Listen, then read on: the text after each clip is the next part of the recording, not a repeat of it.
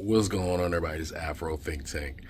Black Woman Explains, where Stephen Miller, the guy who's currently running the White House in the country, the neo-Nazi who has the strings moving Donald Trump and his administration along, she's going to explain where he's from. I keep telling y'all, this is a neo-Nazi administration. I'm not just saying that to be joking. It's legitimately a neo-Nazi, European Nazi administration. Global white supremacy the Germans have taken over America. The Nazis have won the long game. All right, and she's going to explain this to you. All right, these people have no stake in the United States of America or its people. They only have a stake in their people. All right, the global white supremacy and their upper class who benefit financially from it. Anyway, without further ado, listen to this black lady explain to you in detail so you can understand. I'm not just saying that this is a racist administration just to be saying it. I'm telling you, it is exactly what it is. It's a neo-Nazi white supremacist administration being ran by actual, legitimate, by all definitions, Nazis. Anyway, tell me what you guys think in the comment section. It's Afro Think Tank. Learn some detail. I'm out. Nazi Stephen Miller says, "This is the great lie of mass migration. You are not just importing individuals, you are importing societies. No magic transformation occurs when failed states cross borders. At scale, migrants and their descendants recreate the condition and terrors of their broken homelands." Where the fuck is Stephen Miller from? Let's really think about it. Where are Stephen Miller's grandparents from? Stephen Miller's grandparents are from Belarus. They were Jewish refugees from Russia. They immigrated to the United States. I feel like I have to say it loudly because we are engaged in this mass psychosis that has to end.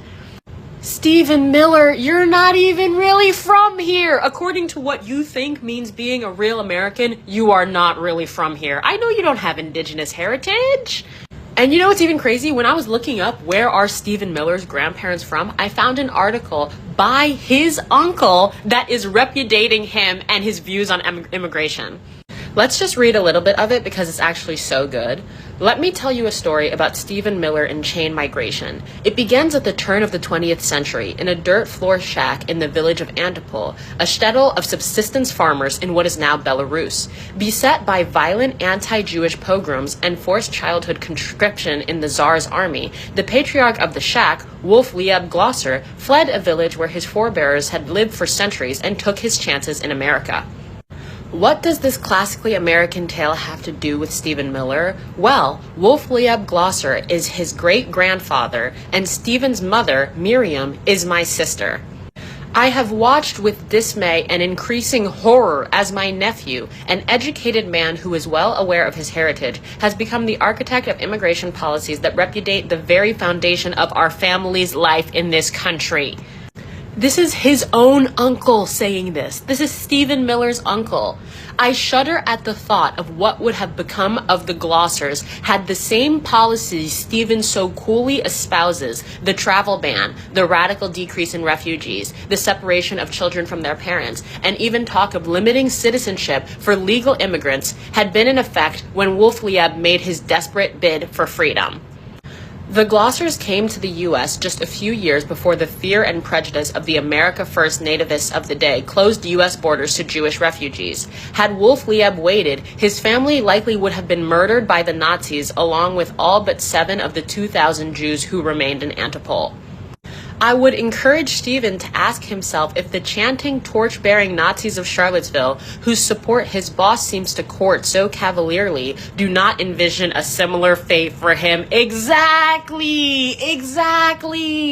Let's be clear, Stephen Miller would not be alive today to be able to spout this anti-immigration rhetoric if it was not for immigration policy in the United States.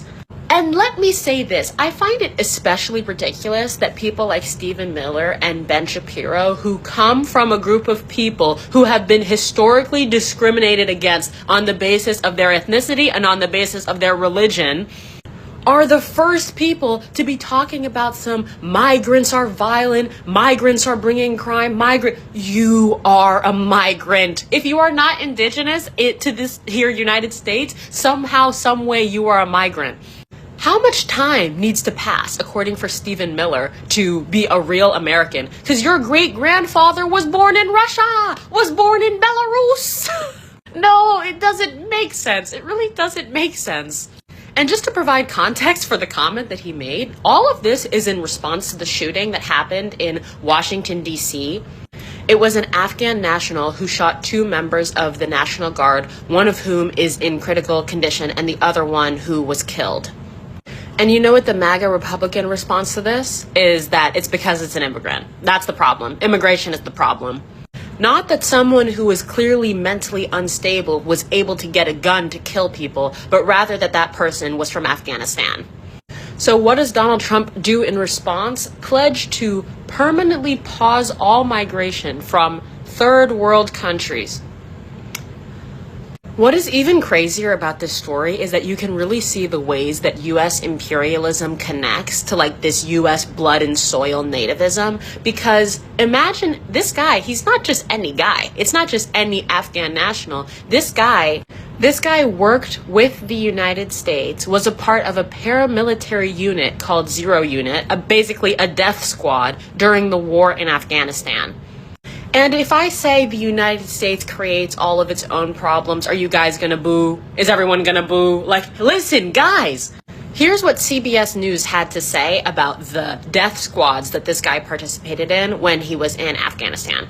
These units were known in Afghanistan for their secrecy and alleged brutality, and members were implicated in the numerous extrajudicial killings of civilians, particularly night raids. So it seems like what happened to this guy is what happens to a lot of soldiers, that they develop PTSD and they go fucking insane. The United States and the CIA had this dude killing his own compatriots in a country we shouldn't even have been in. Cause and effect, seriously. He was granted asylum in the United States because he was facing threats from the Taliban. Now, it was known that he was suffering from PTSD. His caseworker had said that he was withdrawn, that he wasn't speaking to anybody. Do you think the Trump administration is going to be like, you know what, we really need additional mental health resources for soldiers, for people who fight for the U.S. military? No, are you joking? I'm sure when they found out that this guy, that the shooter was Afghan, they were jumping for joy. Because they're thinking to themselves, wait, we wanted to get rid of all of the immigrants anyway, and now we have a good reason and a good justification. You think this is a matter of national security? You think this is a matter of crime? If we want to lower crime in the United States, we should deport Donald Trump and we should deport Stephen Miller. Literally, as we speak, Pete Hegseth is murdering fishermen in Venezuela. They are killing people. They are bombing boats. They do not know whether or not these boats are trafficking drugs or not, and they refuse to give us, the American people, that information. It's amazing that the same administration that is committing war crimes, that has absolutely no respect, zero respect for international law, zero respect for the Constitution, zero respect for the rule of law, is talking about the immigrants are bringing crime, guys. They're bringing crime. You are bringing crime. At this point, we need to have Nuremberg trials part 2 with this administration, because it's like so many of you are complicit in crimes that are just like, we have felon in chief, Donald Trump. Like, this is just, it's so hard to even think normally, because there is really a mass psychosis in this country. The fact that these kinds of people were able to ascend to power. He really said, at scale, migrants and their descendants recreate the conditions and terrors of their broken homelands. Did your grandparents recreate Tsarist Russia in the United States? I'm just wondering. I'm asking for myself. And you have to really underscore that he says migrants and their descendants, which is why it's like, it's not just, don't think that because you have citizenship, they're not talking about you. They're talking about you. If your parents are immigrants, if their parents were immigrants, who knows how far they're going? Me coming to the United States to recreate the conditions and terrors of my broken homeland and bring over Sharia law. Like, is this fucking play about us?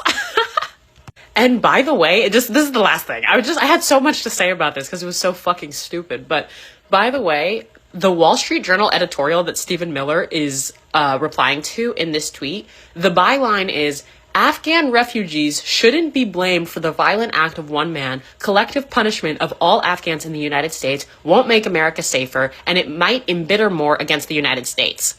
And Stephen Miller is basically saying, collective punishment against all Afghans will make the United States safer.